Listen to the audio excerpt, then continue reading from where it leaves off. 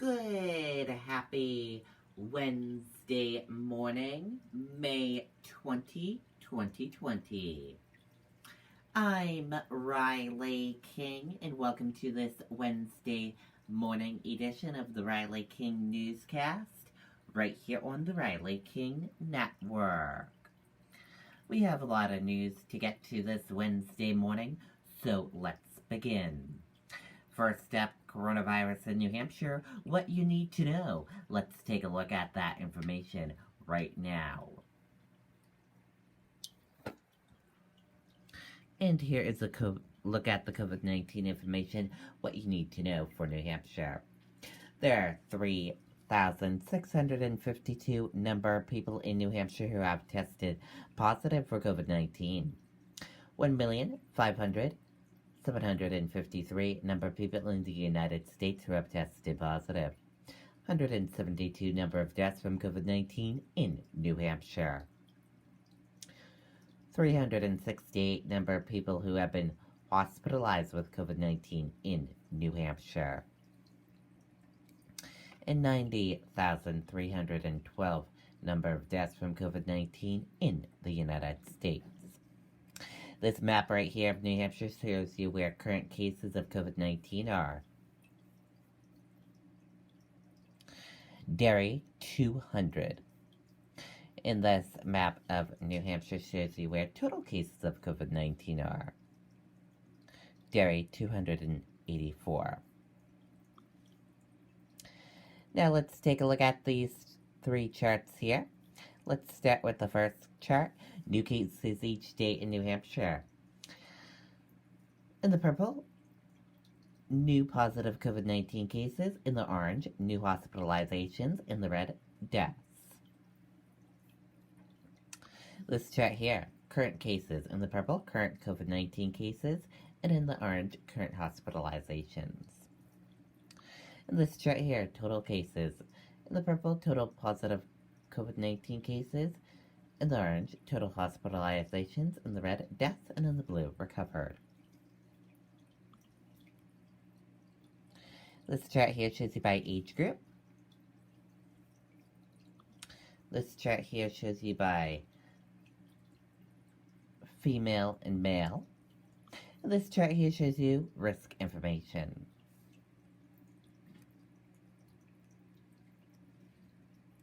This chart here shows you race/ethnicity of cases.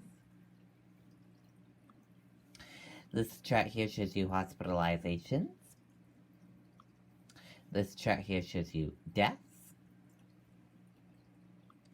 And this chart here shows you percent of New Hampshire population. And again, your common symptoms: fever, lack of smell, cough, chills, and difficult breathing. How it spreads, and prevention tips. And be sure to stay with the Riley King Network for the latest of your COVID-19 information. New Hampshire unemployment hits record 16.3% in wake of COVID-19 pandemic. More than 100,000 more Granite Staters unemployed. Let's take a listen to that video from WMUR News 9.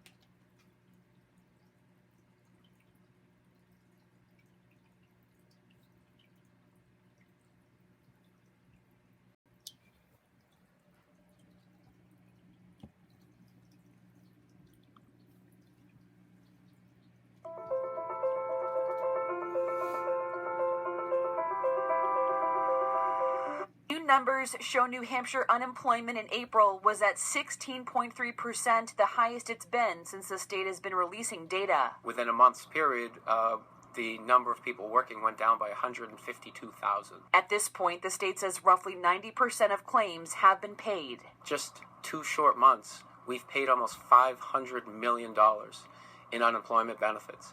So in 2 months, we've eclipsed that which we paid in the prior 7 years. But roughly 10% of claims are still in limbo. The state says those are typically more complicated and include wages from different states. Matthew Kratman is in that situation.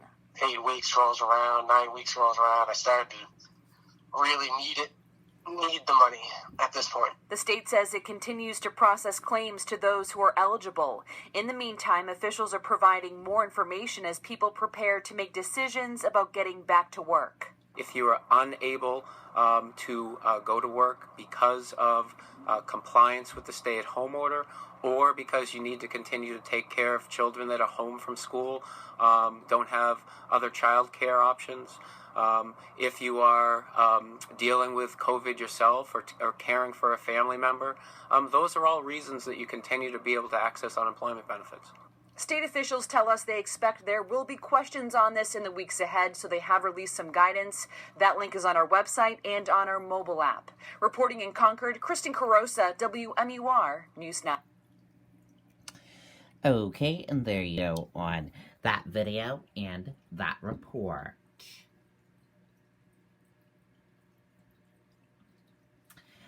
Dow futures rise more than 250 points as volatile week continues. U.S. stock futures pointed to solid gains early Wednesday following a weak session that snapped a 3-day winning streak for markets. Questions grow after firing of State Department watchdog. Let's take a listen to that video from ABC News.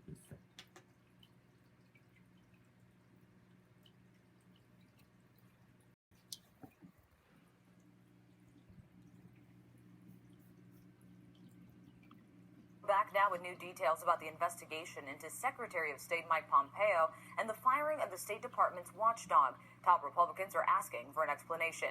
ABC's Alex Prochet reports.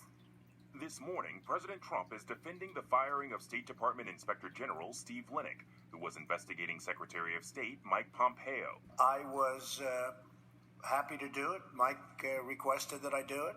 According to Congressman Eliot Engel, head of the House Foreign Affairs Committee, Linick was investigating Pompeo's declaration of an emergency last May to sell arms to Saudi Arabia, bypassing Congress. Linick was also investigating Pompeo's use of a staffer to run personal errands, like dog walking and picking up dry cleaning. Maybe he's negotiating with Kim Jong-un, okay, about nuclear weapons, so that he'd say, please, could you walk my dog? Do you mind walking my dog? And you know what? I'd rather have him on the phone with some world leader than have him wash dishes because maybe his wife isn't there.